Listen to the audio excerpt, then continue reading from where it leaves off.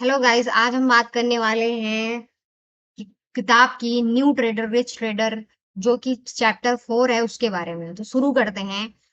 नए ट्रेडर लालच और डर से प्रभावित हो जाते हैं। अमीर ट्रेडर एक रणनीति के तहत ट्रेडिंग करते हैं। नया ट्रेडर जब खुद को पहले से ज्यादा तैयार महसूस कर रहा था, अब गंभीरता से एक ट्रेडिंग प्लान बनाने की जरूरत थी। लेकिन उसके पहले उसे कुछ सवालों का जवाब ढूंढना था। अलमारी से उसने अपनी एक पसंदीदा ट्रेडिंग किताब निकाली और सीधे उस चैप्टर को खोला जिसमें ट्रेडिंग प्लान बनाने का तरीका बताया गया था। उसने सवालों के जवाब ढूंढने के साथ साथ नोट्स बनाने का फैसला किया। किन संकेतों के आधार पर कोई सौदा किया जा सकता है।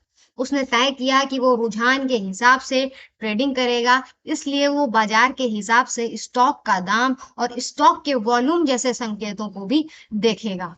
समर्थन मूल्य पे खरीदने के बजाय वो तब खरीदेगा जब स्टॉक लंबे समय तक औसत या दाम के रुकावट को पार करें या अपने नए उच्चतम दाम को से थोड़ा सा नीचे आए।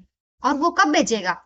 उसकी योजना एसआरआरएस के कब बेचने की थी। अगर उसने घाटा होने पर बेचने के लिए एक न्यूनतम मूल्य तय किया है, तो उसके पास मुनाफा कमाने के लिए भी एक योजना होना चाहिए। $12 उसका लक्ष्य था, और अगर स्टॉक 11.99 तक ही जाए और फिर पलट जाए तो क्या वो सामने से मुनाफा जाने देने की बेवकूफी करेगा? या अगर स्टॉक गिरता ही चला गया और खरीद मूल्य से नीचे चला गया, तो क्या वो घाटा झेलेगा?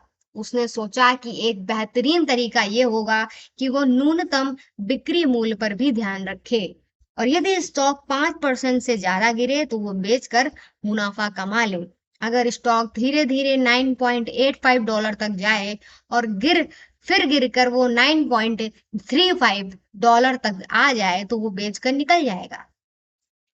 और अगर ये बढ़कर 11.99 तक डॉलर तक पहुंच जाए और फिर गिरकर $11.19 तक आ जाए, तब वो तो बेचकर एक अच्छा मुनाफा कमा लेगा। उसके पास बेचने के लिए एक रणनीति होगी और वो अपना सारा मुनाफा नहीं गंवाएगा, मगर ये रणनीति एक बढ़िया ऊपरी रुझान वाले स्टॉक में ही कारगर होगी। उसे पता था कि एक चढ़ते हुए बाजार में यह योजना सफल होगी।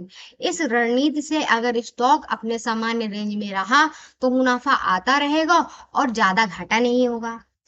किसी एक ट्रेड पर कितनी पूंजी लगाना उचित है? उसने तय किया कि किसी एक ट्रेड पर वो अपनी कुल पूंजी का केवल 2% ही लगाएगा। इसे कंगाल होने से, जिससे उसे जोखिम के बारे में उसने कई जगह पढ़ा है, वो कम हो जाएगा। अगर वो बाजार में $5,000 की कुल पूंजी लगा रहा है, तो किसी एक ट्रेडर पर वो $200 ही लगाएगा, क्योंकि उसने एसआरआरएस के शेयर $9.35 पर खरीदा था और अभी उसके पास 500 शेयर थे। इसलिए इस ट्रेड का आखिरी मूल्य $8.95 होगा। तो बाजार में कुल कितनी पूंजी लगाएगा? उसने तय किया कि वो $5,000 की पूंजी बाजार में लगाएगा, और इससे जितने भी स्टॉक खरीदे जा सकेंगे वो खरीद लेगा। वो किस तरह की इक्विटी से ट्रेडिंग करेगा? वो बाजार में सबसे ज्यादा खरीद बिक्री होने वाले स्टॉक की ट्रेडिंग करेगा, जिसमें कम से कम 10 लाख शेयर रोज खरीदे और बेचे जाते हों। इन स्टॉक की रेंज 4% से कम होगी। खरीदे गए स्टॉक को वो कब तक रखेगा?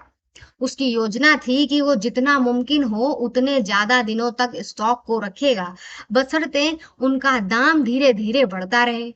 हो सकता है प्राइस ब्रेकआउट सफल नहीं हो तो उसे डे ट्रेडर बनकर पहले ही दिन बेचना पड़े, या फिर वो किसी स्टॉक को साल भर से भी ज्यादा रख सकता था।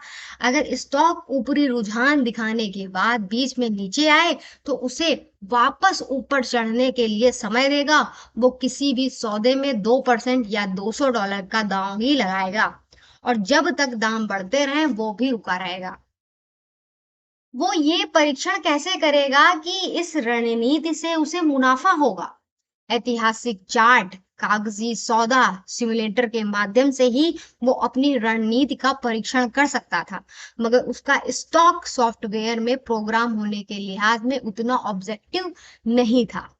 कितना जोखिम लेने पर कितनी कामयाबी मिल सकती है? इतनी बड़ी पूंजी और केवल 5% की गिरावट के बेचने की रणनीति के कारण वो बाजार से बाहर हो सकता था, क्योंकि उसने तेज उतार चढ़ाव वाले स्टॉक का चयन किया था। उसे बिल्कुल सटीक दाम पर खरीदारी करनी होगी, और ऐसा हुआ तो वो सफल होगा, क्योंकि अच्छे स्टॉक 15% या उससे ज्यादा तक ऊपर जा सकते हैं। कुछ स्टॉक तो 50% तक भी ऊपर जा सकते हैं, या रुझान बदलने से पहले दोगुनी कीमत भी हो सकती है।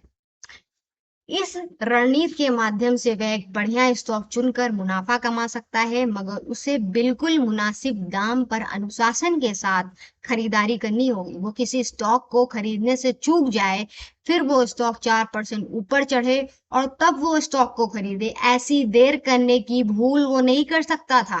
किसी तेज उतार चढ़ाव वाले स्टॉक के मामले में, जो एक ही दिन में ऊपर और नीचे होता था, उसके लिए जरूरी था कि वो स्टॉक को दाम चढ़ने से पहले ही खरीदे और स्टॉक पर इतना नीचे ना भी गिरे और उसे बेच कर निकलना पड़े। उसने फैसला किया कि वो खरीदने का एक अधिकतम मूल्य तय करेगा, ताकि स्टॉक को वो स्वतः दाम चढ़ने से पहले खरीद सके। नए ट्रेडर को अपने ट्रेडिंग रणनीति पर भरोसा होने लगा। उसने ट्रेडिंग की कई किताबों, अमीर ट्रेडर की सलाह का पालन किया। उसे फिर से अमीर ट्रेडर को फोन करने की जरूरत महसूस नहीं हुई। उसने वैसे ही अमीर ट्रेडर को काफी परेशान कर दिया था, और अब उसे लग रहा था कि चीजें उसे समझ में आ रही हैं। वो व्यापार नीति लिख रहे किसी उद्योगपति की तरह खुद को महसूस कर रहा था। ये एहसास शुरू में आए जोश और रोमांच के एहसास से बहुत अलग था। जब वो अपने आभास के मुताबिक ट्रेडिंग कर रहा था, वो सोचने लगा कि क्या उसकी रणनीति बहुत धीमी है। उसे शायद उसे और जोखिम लेना चाहिए। क्या एक सौदे पर केवल $200 लगाने की के लिए इतनी मेहनत करना सही है? उसे क्या आक्रामक ट्रेडिंग रणनीति अपनाने का लालच हो रहा था? वो $100-200 का सौदा करने के बजाय साल भर में ही करोड़पति बनना चाहता था। लालच में आदमी को धीरे धीरे अमीर होने की दिलचस्पी नहीं होती, और उसे जब ये और आक्रामक ट्रेडिंग रणनीति का लोभ होने लगा, तभी उसने मन में डर और शंका उसके मन में पैदा होने लगी। अगर वो लगातार अपना पहला 10 सौदा गंवा दे तो क्या होगा? इससे उसे $2000 का नुकसान हो जाएगा। उसने इन पैसों के लिए काफी मेहनत की थी। उतना पैसा फिर जमा करने के लिए उसे 4 या 5 महीने भी लग सकते थे। उसे घबराहट होने लगी। क्या उसे ये वाकई करना चाहिए? उसने अपनी नौकरी और फिर दूसरी नौकरी के बारे में सोचा।